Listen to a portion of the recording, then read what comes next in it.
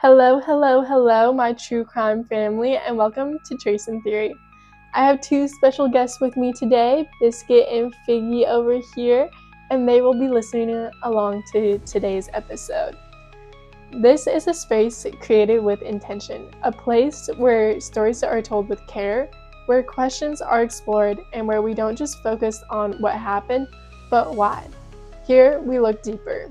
We search for understanding, we uncover patterns, and we turn even the darkest events into something meaningful through awareness, reflection, and truth. Before we begin, I just want to take a moment to say thank you. I am at the very beginning of this journey, learning how to create, film, edit, and every single bit of support truly means more than I can put words into. The fact that you are here, listening, engaging, and growing with me, it doesn't go unnoticed. If you would like to support my channel, you can do so by liking this video, subscribing, and sharing your thoughts in the comments below. I read them all. My name is Anna Rose. This is Trace and Theory. Let's get into today's episode together. Really quickly, if you are wondering, Biscuit is chewing on a bone, so he's good. Alright, today's case is both recent and unfolding, and it's one that has left more questions than answers. We're going back to 2024, just 3 days before Halloween. On October 28th at around 10:20 p.m., everything changed. That night, 35-year-old Linda Capriel was found on the side of Lyons Road in Palm Beach, Florida. From the moment she was discovered, it was clear. This was not a medical emergency. Linda had been brutally murdered. The sheriff's office began receiving multiple 911 reports of an unresponsive woman lying in the roadway. Callers also mentioned a white Chevy Tahoe abandoned nearly 50 feet away from where her body was found. The scene itself was disturbing. Linda had suffered severe blunt force trauma to her head. Her ribs were broken. There were cuts across her face, and investigators believe she had been dragged along the road. 24 at about 10:20 p.m., the sheriff's office started receiving several 911 calls about a female in the roadway in the 6000 block of Lyons Road in western Lake Worth Boynton area. That's going to be on Lyons Road between Lantana Road and High Paluxo. Callers called 911. According to court documents, the heels she was wearing were completely worn down, suggesting how violent and prolonged this attack may have been. Whoever did this didn't try to hide it. They didn't care how the scene looked. They left her there. Her official cause of death was later ruled a homicide due to blunt force trauma to the head and torso. But what makes this case even more unsettling is how normal that evening had started. According to her husband, John, Linda had left her home just a few hours earlier, around 7:30 p.m., telling him she was meeting friends for dinner. 3 hours. That's all it took for everything to go from ordinary to unthinkable. She was supposed to be with the people she trusted, not alone, not abandoned on the side of the road. It didn't make sense. And when you look at who Linda was, it became even harder to understand. Everyone who knew her described her the same way: kind, driven, and truly one of a kind. She had just turned 35 weeks before her murder. Linda was born and raised in Miami, Florida. And while many people her age might have gotten caught up in the party scene, Linda chose a different path. She was focused, ambitious, intelligent. She earned a full scholarship to the University of Miami, where she studied health science and graduated in 2012. From there, she continued her education, enrolling in an accelerated nursing program dedicated to building her career centered around helping others. A life full of purpose, which makes what happens to her even more devastating. I actually went to nursing school myself and quickly realized it wasn't the path I was meant to stay on. Even so, I have a deep respect for those who choose it. Nursing isn't just a career, it demands emotional strength, discipline, long hours, and a level of selflessness that most people will never fully understand unless they've lived it. The sacrifice behind it is real, and it deserves recognition. Linda, on the other hand, was someone who truly belonged in that world. She didn't just enter the medical field, she grew within it and used it as a way to lift others. Over time, she became a mentor, someone who genuinely invested in helping others find their footing and succeed the same way she had. After completing her education, she began working at South Miami Hospital within the Cardiac and Vascular Institute, where she continued building her experience in high-pressure, high-stake environment. Later, she advanced even farther, becoming a medical resident at Larkin Hospital. Her career was not only progressing, it was accelerating. By 2015, everything in Linda's life seemed to align in a way that felt almost intentional. That year marked several major milestones all at once. She purchased her first home, began her residency, and met John, the man she would eventually marry. From the very beginning, their connection was effortless. They shared a love for outdoors and spent much of their time together exploring, going on hikes, snorkeling in the clear water, boating on weekends, and fishing. The relationship was built on shared experiences and a genuine enjoyment of life outside of work. Within their first year together, they got married, and not long after, they welcomed two daughters into their lives, Maddie and Olivia. Linda stepped fully into motherhood and managed it all with such strength and grace. She balanced her demanding medical career with raising two young children, never allowing one part of her life to overshadow the other. Just amazing, completely admirable, beautiful person. She was that person that would answer the phone at 1 a.m. Just someone you could always count on. Yeah, she didn't deserve this. Outside of her roles as a doctor and mother, Linda remained deeply connected to her family. She was especially close to her parents, who adored her. Her obituary reflects that bond, describing her as the pride and joy of her parents, and lovingly referring to her as her mother's little princess. Nothing around her life suggested conflict or hidden tension. At work, she was respected. Among friends, she was valued. Within her family, she was deeply cherished. The picture that formed of Linda was one of stability, warmth, and consistency. Someone who showed up for others and someone who seemed strong, healthy connections in every part of her world. Had the most contagious laugh, and I really mean that. I think the first time I heard her laugh, I was like, oh my gosh, your laugh is hilarious. The part that makes the circumstances so difficult to process is when a person is widely described as kind, supported, and well-loved. It naturally raises more questions when their life ends under unclear or unexpected conditions. People try to make sense of it by searching for patterns or warning signs that might explain what happened. But in this case, there weren't any obvious answers. And so, uncertainty lingered. Was it something completely random that unfolded in a brief or unpredictable moment? Or was it a situation that escalated quickly, leaving no time for intervention or prevention? Those are the kind of questions that tend to surface when there are no clear indicators leading up to the outcome. What remained certain is how she was known in life. Someone who built strong relationships, gave her time and energy to others, and left a lasting impression on the people around her. The lack of unclear explanation doesn't lessen that, but it does leave behind a sense of unease that's hard to resolve. At the scene, investigators were able to confirm Linda's identity relatively quickly after locating the vehicle tied to her husband, a Tahoe registered in John's name. That detail alone immediately deepened the complexity of what they were looking at. The SUV hadn't been concealed or removed from the area, which stood out right away. In many violent incidences, there's often an attempt to eliminate evidence, moving a vehicle, cleaning it thoroughly, or abandoning it on a way that disposes it, like fire or something like that. Here, that wasn't the case.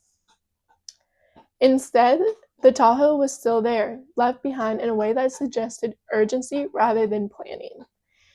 Inside, investigators documented signs that pointed to a struggle that may have taken place within the vehicle before Linda was ultimately removed from the vehicle. Blood evidence was found inside, along with indications that someone had attempted to clean it. The effort appeared to be incomplete, more like a rushed attempt to erase what happened. In the rear seat, they also discovered an ultra-absorb medical sheet, the type that is commonly used in healthcare settings to manage bodily fluids. Given Linda's profession, it wasn't an unusual item for her to have access to, but its presence in that specific context raised questions. Investigators couldn't immediately answer. It became another small but important piece in a scene filled with inconsistencies. What added even more confusion was the condition of the vehicle itself. The engine was still running even though the doors were closed. That detail suggests a very brief window between what happened and when the scene was abandoned. It painted a picture of someone leaving quickly, without taking the time to fully secure or conceal anything. As standard procedure, investigators then turned to the closest to Linda, beginning with her husband, John. He told them that she had gone out to dinner with friends that evening. On the surface, it was a simple and reasonable explanation, but it needed to be verified. Detectives began reaching out to those friends to establish a timeline, where they had been, what time they had met, and whether anything during that evening stood out or felt unusual. What they found disrupted that narrative. The friends stated Linda had not actually gone with them that night. Attention naturally returned to John, as it often does in cases where timelines begin to conflict. From the outside, their relationship appeared stable and affectionate, those who knew them describing a strong marriage. But investigators still had to verify every detail. When they spoke with him again, they noted he appeared groggy, as if he had just woken up and he was dressed casually in what looked like sleepwear. However, his digital footprint appeared consistent with his account.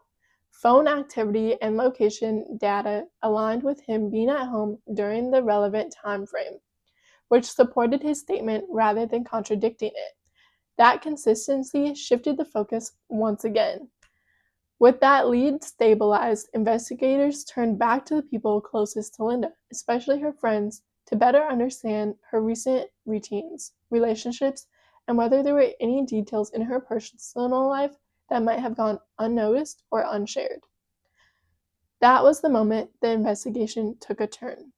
Several people close to Linda eventually told detectives something that they had clearly been sitting on for a while. It wasn't easy for them to say, and it didn't come out casually. There was hesitation, even guilt, in how it was shared. But they explained that Linda had been involved in a long-term affair. According to them, it wasn't a brief or occasional affair. It had reportedly been going on for around 2 years. The person involved was a coworker, another nurse, Renee Perez. What made it even more complicated was that both Linda and Renee were married to other people. From everything investigators were told, neither spouse appeared to be aware of what had been going on. For detectives, this immediately widened the scope of the case. Whenever there's hidden relationships involved, it introduces a new layer of possibility. Emotional conflict, secrecy, pressure, jealousy, fear of exposure. Any of those dynamics can become relevant depending on how events unfolded.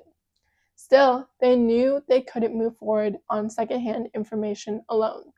Everything had to be confirmed directly. On November 8, 2024, Renee Perez was brought in for questioning. He didn't deny the relationship. In fact, he acknowledged it fairly quickly and confirmed that it had been going on for an extended period of time. He described how it began at work and gradually developed into something that extended beyond their professional environment. According to him, they had continued seeing each other regularly outside of work as well. He also stated that they had planned to meet on the night Linda disappeared, but those plans changed when he canceled earlier that day. He told investigators that there had been a family issue involving his child, which required his attention, and that he stayed home instead. He added that Linda was upset about the change, but maintained that they had no involvement in what happened afterwards and no knowledge of where her whereabouts were that night. From the investigation standpoint, that placed him in a position that still required careful evaluation rather than immediate conclusions. His account introduced a timeline gap that needed verification, especially given the emotional nature of the relationship and the fact that it had reportedly been hidden for so long.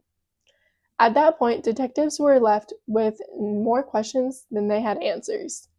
The relationship had been confirmed, but the crucial piece, what happened after those plans fell through, was still unclear.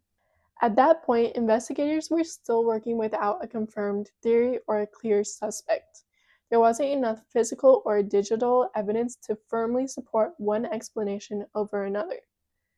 It's one of those phases in an investigation that rarely gets attention publicly, but takes up the majority of the real work. While the case appears static from the outside, inside the system is anything but. Behind the scenes, detectives were actively building the foundation of the case piece by piece. Phone data had to be formally requested and analyzed. Warrants had to be drafted and approved, and digital records from multiple sources were being collected and compared. Surveillance footage, location history, communication logs, and forensic reports all move through different timelines, and none of it comes instantly. Even when leads exist, confirming them is slow. In cases like this, patience becomes part of the investigation itself. Every detail has to be verified before it can be used to support a larger conclusion, which means progress often happens quietly, long before anything becomes public knowledge. So while there were conversations happening, data being reviewed, and inconsistencies being examined, there still wasn't a breakthrough that could justify an arrest. By the end of 2024, the case remained unsolved. No charges had been filed, and no one had been taken into custody. In early November, Linda was laid to rest. Her family was left navigating a reality that still didn't make sense to them, trying to adjust to a life that had been permanently altered. What followed were months filled with absence, first holidays without her, birthdays that felt incomplete, and everyday moments that no longer carried the same meaning. The normal rhythm of family life had been disrupted in a way that they couldn't repair. As 2025 unfolded, they kept moving, but no answers did. The silence surrounding the case only deepened the frustration and uncertainty for those closest to her. The central question never really changed: whether anyone would be held responsible, and if so, when that moment would finally come. Through it all, her family refused to let the case fade. They continued speaking publicly when they could, working to keep attention on what happened to Linda. For them, it wasn't just about seeking justice anymore. It was to make sure her name and story stayed present until the truth was fully uncovered. Just want this person to be found. It's not going to bring her back, but it's just closure for her friends, for her family, because it's such an empty feeling, just not. So what's the next best thing? I gotta know what happened, right? It's hard, Yeah. and there's nothing that I can do to fix it. How do you feel about where the investigation is at so far? I kind of feel like they're stalling it. I don't know why. This is out of our hands now. This is in their hands, and we need to know. We need to know something. Anything. I want to put flyers up because I feel that somebody must have seen something. There's somebody walking around who took somebody else's life, who shattered a bunch of other lives, and that person is walking free. On March 10th, 2026, nearly a year and a half after Linda's death, the case finally broke open. An arrest was made, and it was Renee Perez. A major turning point came with something investigators had been working on for a long time: access to Linda's phone. Once they were finally able to fully examine it, the entire timeline started to shape a very different way. Hidden within her data was a messaging application, WhatsApp, which immediately drew attention. While widely used for everyday communication, it can also complicate digital tracing due to the way conversations are stored and transmitted. which made it an important area of focus in the investigation.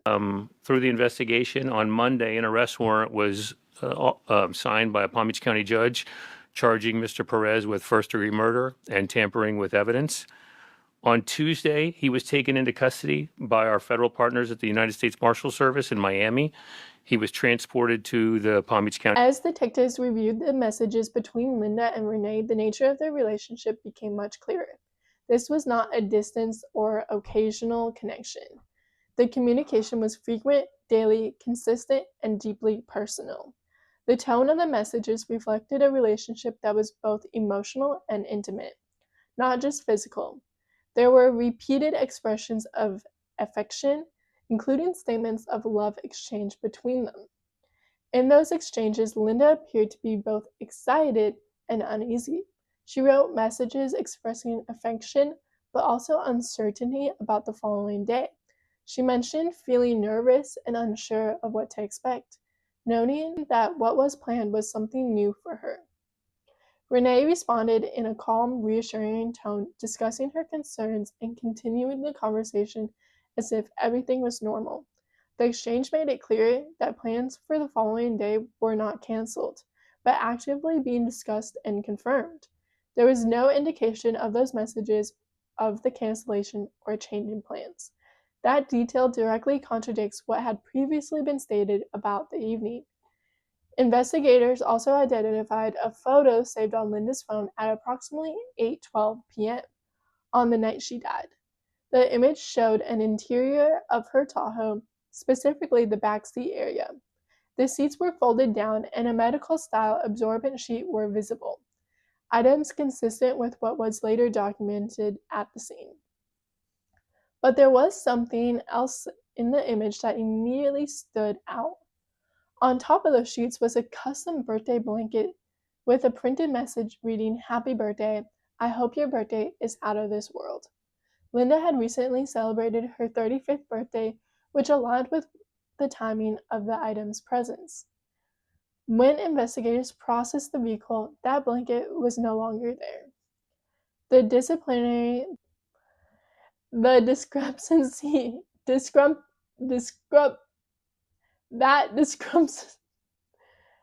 that became a critical detail.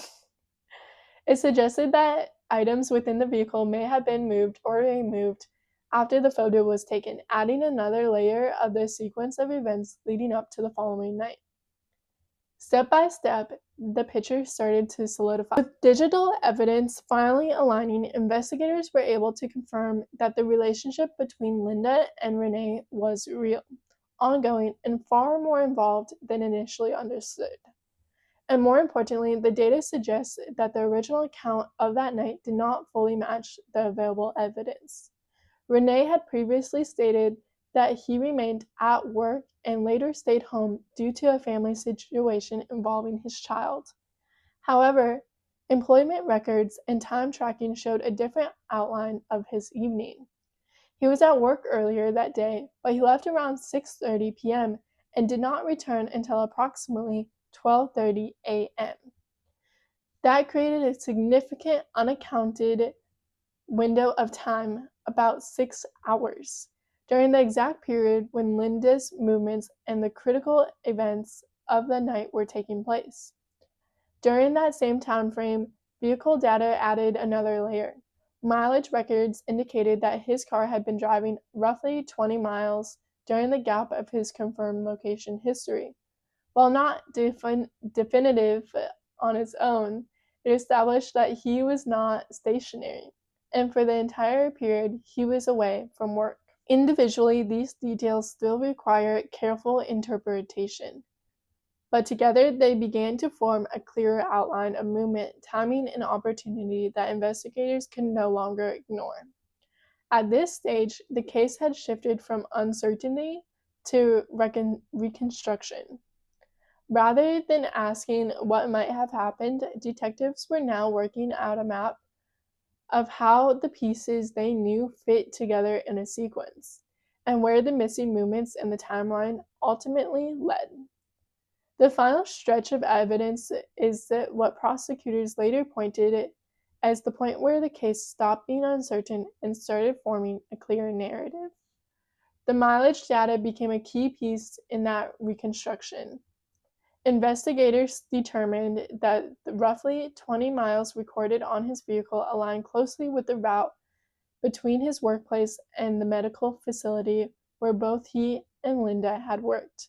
That overlap in distance and timing strengthened the theory that he left work, traveled to meet her, and returned within the same unexplained window.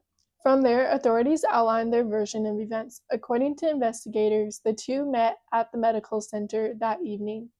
It was there they believed that the situation escalated and turned violent. The claim that Renee attacked Linda at that location, ultimately causing her death.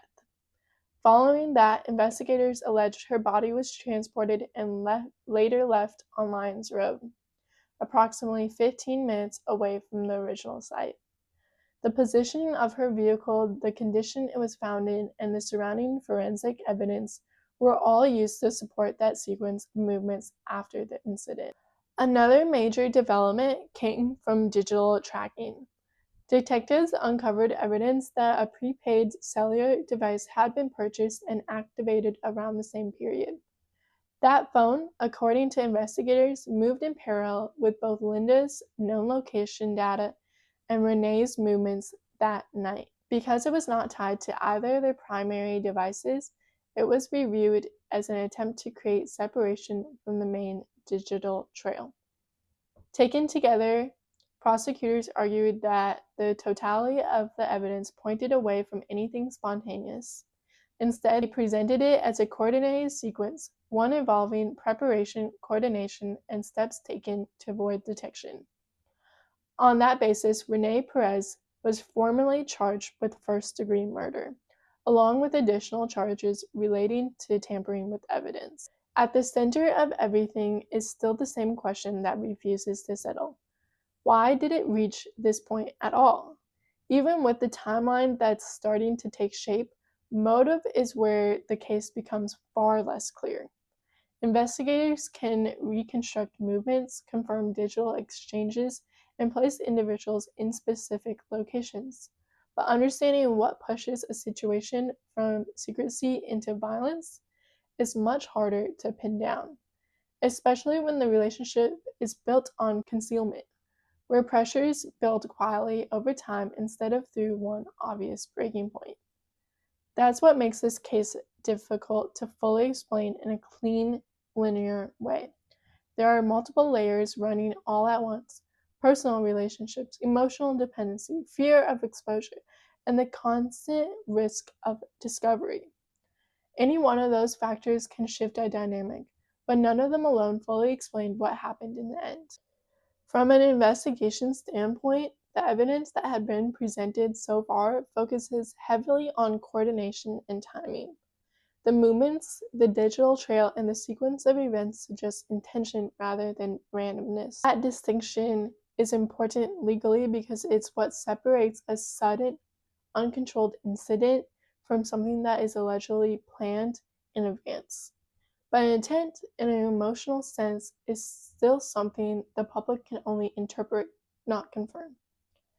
And that's where speculation naturally fills the gap. People try to make sense of behavior by simplifying it. Fear of losing a spouse, fear of exposure, jealousy, control, rejection. Those are common themes in similar cases, but none of them can be confirmed here without testimony or a trial record that lays out the full context. There's also the uncomfortable reality that relationships like this don't exist in isolation. They overlap with everyday life, work events, marriages, families, routines. When something breaks in that system, it doesn't always follow a predictable emotional pattern. Sometimes escalation happens in a way that doesn't look logical from the outside, even if it makes sense within the private dynamic between two people. What complicates it even farther are the inconsistencies that are still unresolved. Certain details in the timeline don't connect perfectly yet, and some actions raise logistical questions that investigators continue to analyze. Those gaps are exactly what will likely be examined under the microscope in court.